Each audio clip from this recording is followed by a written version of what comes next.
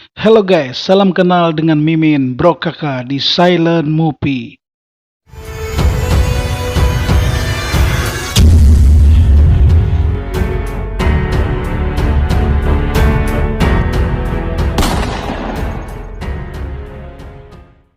Oke, kali ini gue akan menceritakan sebuah film garapan Stephen Chow. Tahu sendiri kan kalian kalau sudah Stephen Chow bikin film, pasti filmnya kocak abis. Dimana film ini berjudul Journey to the West, yang dirilis pada tahun 2013 yang lalu. Mimin saranin nih buat para sobat santuy dimanapun berada, buat cari posisi yang enak dulu. Daripada kelamaan, langsung aja fly filmnya. Di awal film, terlihat sebuah desa nelayan yang berada di antara lembah yang hijau. Di sini terlihat seorang anak kecil yang asik bermain di sampan milik ayahnya.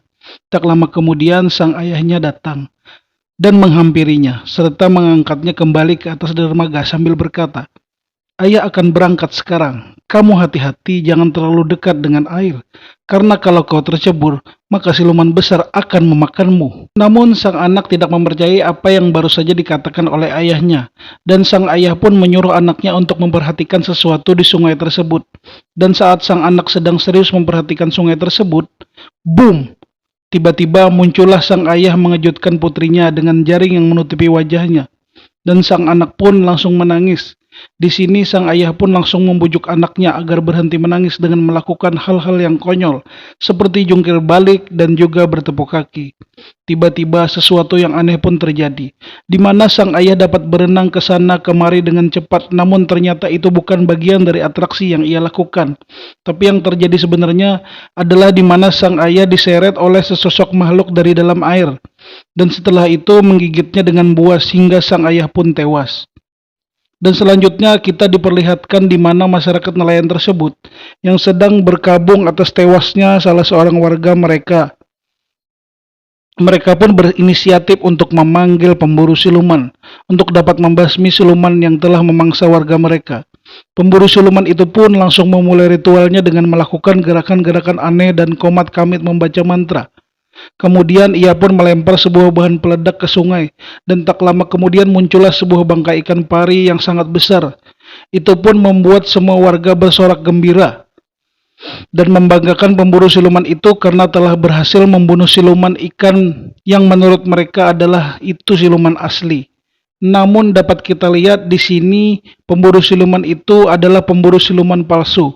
Dia hanya menginginkan uang dengan membodohi masyarakat yang tidak dapat membedakan bagaimana pemburu siluman yang asli dengan berkata bahwa ikan pari itu telah dirasuki oleh roh jahat. Setelah itu tiba-tiba muncul seorang laki-laki dengan penampilan yang berantakan sambil berkata, "Kalian salah, itu cuma ikan biasa yang tidak mungkin melukai manusia." Yang membuat warga pun bingung dan bertanya, "Kau siapa?" Ia pun menjelaskan bahwa dia adalah seorang biksu yang tidak bercukur, dan dia juga seorang pemburu siluman. Karena pemburu siluman palsu itu takut kebohongannya akan terbongkar, ia pun langsung menjelek-jelekan biksu tersebut dengan menuduhnya sekongkol dengan siluman, hingga membuat warga pun marah serta mengikatnya sebagai sandera. Dan pemburu siluman palsu itu pun berkata bahwa sungai sudah aman karena aku sudah berhasil membasmi siluman yang ada di sungai ini. Seluruh warga pun akhirnya mempercayainya dan beramai-ramai menceburkan diri ke sungai, sembari merayakan keberhasilan mereka membuat sungai mereka telah menjadi aman kembali. Namun dari kejauhan muncullah sesosok makhluk besar melompat dan berenang serta dengan cepat menuju ke arah kerumunan warga. Dan itu adalah siluman yang asli, yang langsung mengincar salah seorang warga yang sedang berenang, sampai di mana salah seorang warga yang sedang bernyanyi ditelan bulat-bulat oleh siluman tersebut, yang membuat warga panik dan berhamburan keluar dari air. Tapi tidak sampai di situ, ternyata siluman tersebut masih saja meneror dari dalam air, sehingga membuat ibu dan anak dari suami yang tewas di awal tadi juga menjadi korban dari keganasan siluman tersebut.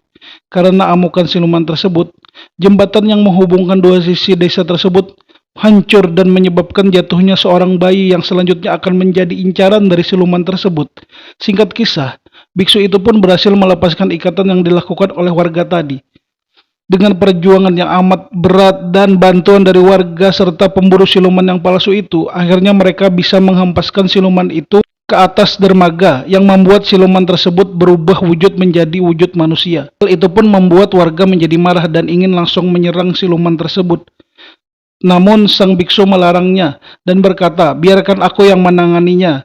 Kemudian ia pun mempersiapkan peralatan dan sebuah buku yang berisi ratusan nyanyian anak-anak yang dipercaya dapat membuat siluman yang memiliki energi negatif akan menjadi netral dan menjadi baik. Karena ia berbeda dengan pemburu siluman yang lain yang menguasai ilmu sihir dan kungfu yang dapat mengalahkan siluman, ia pun langsung saja menyanyikan nyanyian anak-anak dari buku tersebut kepada siluman itu. Tapi bukannya siluman itu menjadi baik, tapi malah membuatnya jengkel dan langsung memukuli biksu tersebut. Dan tiba-tiba muncullah seorang wanita yang menjambak rambut siluman itu dan langsung menghajarnya habis-habisan, dan siluman ikan pun berhasil dikalahkan dengan mudahnya. Lalu ia bertanya kepada biksu itu, "Apakah kau juga seorang pemburu siluman?" Ia pun mengangguk, tapi pemburu siluman wanita itu belum percaya dan bertanya apa buktinya. Lalu biksu itu menunjukkan sebuah buku nyanyian anak-anak tadi kepada wanita itu dan membuat wanita itu geli dan ingin tertawa. Kemudian wanita itu menunjukkan sebuah senjata berbentuk cincin yang diameternya dapat berubah juga menjadi banyak. Wanita itu pun tertawa karena dia baru kali ini bertemu pemburu siluman yang hanya bermodalkan buku nyanyian anak-anak. Dan warga pun senang, juga memuji kehebatan pemburu siluman wanita itu, dan membuat biksu itu pun pergi dari desa itu, dan kembali menemui gurunya dengan wajah yang sedih karena usahanya membuat siluman menjadi baik telah gagal. Setelah ia dapat menemui gurunya, ia pun bertanya apakah buku nyanyian anak-anak ini benar-benar sakti, karena hari ini dia kembali gagal membuat siluman jahat menjadi baik. Dan dia berencana membunuh siluman seperti pemburu siluman yang lain. Akan tetapi, gurunya mengatakan bahwa membunuh bukanlah solusi yang terbaik. Sang guru pun menyontohkannya dengan menangkap seekor ular yang berbisa, lalu mencabut kedua taringnya dan kembali melepaskannya ke alam bebas. Namun sang biksu itu masih saja meragukan kemampuannya karena belum bisa menyelamatkan banyak orang. Namun sang guru di sini terus menasehatinya bahwa ia harus tetap menguatkan hatinya dan suatu saat dia pasti akan bisa dapat mengaktifkan kekuatan yang tak terbatas dari buku nyanyian anak-anak tersebut. Kemudian scene berganti di mana saat siang hari ada sepasang kekasih yang mendatangi sebuah penginapan sekaligus restoran yang ada di hutan, dan mereka pun disambut oleh pelayan di sana yang langsung membawa mereka untuk melihat-lihat ruangan tersebut hingga sampailah mereka ke sebuah oven yang besar yang sedang memanggang daging panggang yang lezat menurut mereka.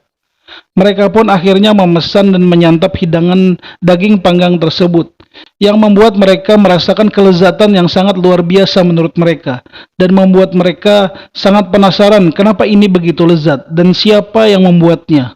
Kemudian pelayan itu pun langsung memperkenalkan koki andalan mereka. Kemudian dari balik pintu muncullah seorang laki-laki yang berparas ganteng dan begitu glowing mendekati mereka, yang membuat si wanita sangat terpesona dan membuat si lelaki cemburu. Kemudian si wanita menanyakan sesuatu kepada koki itu, namun sang koki tidak menjawab sedikit pun pertanyaan yang dilontarkannya.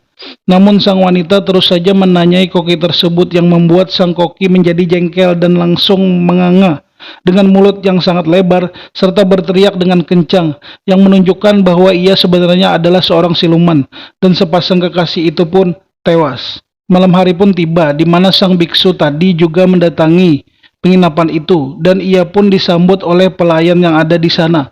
Tapi berbeda dengan sepasang kekasih tadi, sang biksu dapat melihat isi ruangan tersebut yang mengerikan di mana di sana banyak mayat yang berserakan termasuk mayat dari sepasang kekasih tadi. Ini jelas sangat berbeda dengan penglihatan yang diberikan oleh siluman itu di mana terlihat suasana penginapan yang ramai dengan pengunjung yang sedang menyantap hidangan yang lezat. Biksu itu pun langsung to the point dan dia berkata kepada pelayan tersebut, "Tunjukkan wujud aslimu." Namun si pelayan masih pura-pura tidak mengerti, yang membuat biksu itu pun langsung meninju wajahnya dengan sangat keras, sehingga wajah dari siluman tersebut penyok, yang membuatnya marah dan ingin menyerang balik si biksu tersebut. Namun pemburu siluman wanita tadi kembali datang untuk menolong biksu tersebut dengan senjatanya. Dia berhasil memusnahkan semua siluman yang ada di ruangan tersebut dengan mudahnya. Ia berkata, "Ini tidak asik, ini tidak ada gregetnya sama sekali." Tak lama kemudian muncullah koki tersebut dan singkat cerita mereka bertarung dengan sengit. Yang di sini membuat wujud asli dari koki itu ketahuan, yang menyatakan bahwa ia adalah seorang siluman babi yang sangat kuat, yang membuat si pemburu siluman wanita itu pun menjadi kewalahan dan terluka parah, terkena cabikan senjata siluman babi tersebut. Namun dengan bantuan sang biksu dan usaha kerasnya, mereka pun berhasil menangkap siluman babi tersebut. Akan tetapi karena energi dari siluman babi itu sangat kuat, dan ia pun berhasil lepas dari tangkapan mereka. Siluman babi itu pun mengamuk serta menghancurkan tempat itu, namun untungnya mereka berdua berhasil selamat dan kabur dari tempat tersebut. Kemudian di sana si pemburu siluman wanita itu meminta bantuan kepada biksu untuk mengobati lukanya. Dan di sini dapat kita lihat bahwa ternyata pemburu siluman wanita itu menyukai sang biksu dan ia pun langsung memejamkan matanya sebagai tanda kalau ia ingin dicium. Dan karena dia seorang biksu, dia tidak mungkin bisa melakukannya. Dia pun malah pergi meninggalkan wanita itu sendirian. Keesokan harinya, dia pun kembali menemui gurunya dan gurunya berkata, untuk dapat mengalahkan siluman babi, maka ia harus mencari sebuah gunung yang berbentuk seperti patung Buddha yang jaraknya sangat jauh. Di sanalah dia akan menemui seseorang yang dapat menjinakkan siluman babi. Lantas ia pun melanjutkan perjalanannya. Tapi tiba-tiba di tengah perjalanan, ia ditangkap oleh sekelompok begal yang mengaku bahwa mereka adalah pembunuh para pemburu siluman yang mereka temui. Dan mereka pun mengeluarkan beberapa orang tawanan. Yang ternyata di sana juga terdapat pemburu siluman wanita yang menyukainya. Dan ia terlihat tidak berdaya. Kemudian begal itu pun bertanya kepada biksu itu, apakah kau juga pemburu siluman? Namun sang pemburu siluman wanita itu langsung menjawab pertanyaan para begal tersebut. Seraya berkata, bukan, dia bukan pemburu siluman, tapi dia adalah suamiku yang sedang mencariku karena kami tadi sempat bertengkar. Dan begal itu pun menyuruh mereka berdua untuk membuktikan kebenaran apa yang mereka katakan tadi. Namun saat mereka dipaksa membuktikannya, sang biksu mulai menyadari bahwa ada sesuatu yang aneh, yaitu luka tusuk yang dialami oleh sang pemburu siluman wanita itu ternyata palsu, dan ia pun langsung mencabutnya dari tangan si pemburu siluman wanita itu, yang membuat semuanya pun menjadi kacau dan ketahuan. Di sini ternyata itu adalah drama atau settingan yang direncanakan oleh pemburu siluman wanita itu dengan anak buahnya beserta orang-orang yang dibayarnya untuk mendapatkan hati dari sang biksu tersebut. Karena dia sekarang semakin cinta kepada sang biksu. Tapi sang biksu itu tidak menanggapi apa yang telah diungkapkan wanita itu. Walaupun sebenarnya biksu itu juga mencintai sang wanita tersebut. Namun karena dia seorang biksu, dia tidak mungkin dapat menikahi seorang gadis. Singkat cerita, tiba-tiba datanglah siluman babi mengejar mereka, dan mereka pun lari menggunakan kereta canggih milik pemburu siluman wanita itu. Dan siluman babi berhasil menghancurkan kereta itu menjadi berkeping-keping. Dan saat siluman babi siap untuk menyerang mereka, tiba-tiba muncul seorang pendekar dengan jurus hewan yang dimilikinya. Dan dengan jurus macannya, ia langsung saja melawan siluman babi itu dan berhasil membantingnya ke tanah, yang membuat siluman babi itu kabur. Dan ketika pendekar itu ingin mengejarnya, muncul lagi seorang kakek tua dengan kaki yang sangat kecil menyerang pendekar macan tadi untuk menghalanginya mengejar siluman babi. Namun saat mereka ingin melanjutkan pertarungan, dengan cepat melesatlah sebuah pedang ke arah mereka yang ternyata itu adalah milik seorang pendekar pedang yang bisa mengendalikan pedangnya dari jarak jauh, yang menegaskan bahwa mereka bertiga adalah juga pemburu siluman yang saling mengincar hadiah atau imbalan bagi siapa saja yang berhasil menangkap siluman babi. Dan sang biksu berkata, mengapa kalian para pemburu siluman hebat tidak menyatukan kekuatan untuk menangkap siluman babi itu? Hal itu membuat si pemburu siluman wanita bangga dan mendukung apa yang diucapkan oleh sang biksu.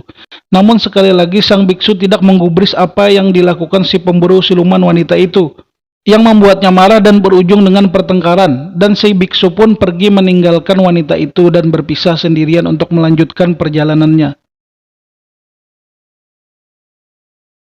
Setelah terus berjalan dan mencari, akhirnya dia berhasil menemukan gunung yang diberitahukan oleh gurunya tersebut.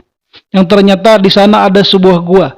Ia pun langsung masuk ke dalam gua tersebut, dan di dalam sana dia menemui seorang laki-laki yang bertampang lusuh. Ia pun langsung bercerita dan memberitahukan maksud kedatangannya ke sana, dan akhirnya orang tersebut pun setuju untuk membantunya menangkap siluman babi dengan memberitahu cara memancingnya dengan seorang wanita cantik yang menari di bawah bulan purnama.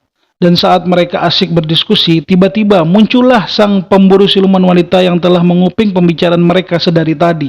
Seketika itu juga laki-laki berpenampilan lusuh itu langsung mempunyai ide untuk menyuruh wanita itu agar menari di atas bukit di depan gua itu sebagai umpan. Setelah tarian berjalan, tak beberapa lama siluman babi pun langsung muncul dan mengamuk di depan gua tersebut. Hingga laki-laki yang lusuh dari dalam gua langsung berteriak memanggil siluman babi yang membuat siluman babi itu memasukkan kepalanya ke mulut gua itu. Laki-laki itu pun menariknya dengan paksa ke dalam gua tersebut hingga masuk seluruhnya. Kemudian mereka pun menyusulnya masuk ke dalam gua tersebut. Di sana sudah terlihat di mana siluman babi telah berubah menjadi anak babi yang jinak di pelukan laki-laki lusuh itu, dan mereka pun berhasil menaklukkan siluman babi yang membuat sang biksu sangat senang. Kemudian wanita itu memejamkan matanya seperti waktu itu, tanda dia ingin dicium. Namun sang biksu tidak mengerti akan hal itu dan kembali menolak cinta dari sang pemburu siluman wanita itu dengan berat hati. Dan wanita itu pun kecewa dan pergi meninggalkan sang biksu yang membuat sang biksu sedih dan termenung. Rupanya sebenarnya sang biksu juga ingin menerima cinta dari sang wanita. Tapi hal itu tidak mungkin dilakukannya. Dan itu membuatnya galau sambil memandangi bulan purnama. Namun hal itulah yang justru dimanfaatkan oleh laki-laki di dalam gua tersebut dengan meminta bantuan kepada sang biksu yang sedang galau untuk memetik bunga yang ada di mulut gua karena menghalanginya untuk dapat melihat bulan purnama. Namun apa yang terjadi setelah dia memetik bunga itu, perlahan-lahan bunga itu pun terbakar dan menjadi api dan menyebar ke sekeliling gua tersebut. Yang diketahui itu adalah segel dari gua tersebut. Seketika laki-laki dari dalam gua itu pun terbang melesat keluar bagaikan meteor dan menampakkan wujud aslinya yang ternyata dia adalah siluman terkuat, yaitu siluman kera yang akhirnya bebas setelah dihukum 500 tahun dikurung oleh Buddha. Ia pun marah dan langsung mengamuk ingin membunuh biksu tersebut. Pertama-tama ia mencabuti rambut biksu itu hingga kepalanya pun menjadi botak. Dan saat sang kera ingin menghabisi nyawa biksu tersebut, tiba-tiba muncul 3 pemburu siluman hebat, yaitu pendekar macan, si kaki kecil, dan pendekar pedang. Mereka pun langsung maju satu persatu melawan siluman kera. Namun pendekar macan dan si kaki kecil dengan mudah dapat dikalahkannya, karena hanya pendekar pedanglah yang dapat memberikan perlawanan saat bertarung dengan siluman kera, walaupun akhirnya harus kalah juga. Setelah dia berhasil mengalahkan para pemburu siluman tersebut, dia pun kembali ingin menghabisi nyawa sang biksu. Dan saat ia ingin membunuhnya, sekali lagi muncul si pemburu siluman wanita yang mencintainya, ingin menolong sang biksu. Namun sang biksu melarangnya karena siluman kera bukanlah tandingannya. Tapi tetap saja pemburu siluman wanita itu melawan siluman kera itu, yang akhirnya mengakibatkan wanita itu pun menjadi tewas. Dan setelah wanita itu tewas, barulah sang biksu mengakui bahwa ia juga mencintainya dan mengambil senjata cincin milik wanita itu dan meletakkannya di tangannya. Asli deh, menurut Mimin, ini adalah adegan yang paling nyesek di film ini. Setelah itu, siluman kera melemparkan jasadnya dan menghancurkannya menjadi debu. Sambil tertawa, dan ia kembali ingin membunuh sang biksu. Tapi kera itu terkejut seketika melihat sang biksu berubah menjadi biksu yang sangat bercahaya dan tidak mempan untuk diserang. Ia pun langsung membaca mantra yang membuat kemunculan sosok perwujudan Buddha, di mana langsung membuat siluman kera itu pun menjadi marah, dan dia pun berubah menjadi wujud raksasa. Setelah dia berubah menjadi wujud raksasa, dia ingin melawan sosok perwujudan Buddha tersebut. Namun, apa yang terjadi? Hanya dengan sekali hentakan tangan Buddha, maka siluman kera pun kalah dan ketika berubah menjadi sosok manusia yang baik. Dan biksu pun menghampirinya sambil memberikan senjata berbentuk cincin milik pemburu siluman wanita dan memakaikannya di kepala siluman kera yang telah berubah menjadi manusia yang baik. Setelah itu dia kembali menemui gurunya dan berpamitan karena ia mendapat tugas untuk melakukan perjalanan ke barat untuk mencari kitab suci. Dan di sini dia ditemani oleh siluman ikan, siluman babi, dan siluman kera dalam wujud manusia, dan mereka pun berangkat menuju ke barat. Dan film pun selesai. Di sini akhirnya terbongkar bahwa film ini adalah asal-usul dari film Kerasakti yang pernah tayang pada era 2000-an di televisi. Dan Mimin ucapkan terima kasih yang sebanyak-banyaknya sudah mau menonton video ini. Jangan lupa like, komen, dan subscribe agar Silent Movie selalu semangat membuat video alur cerita film yang lebih baik lagi.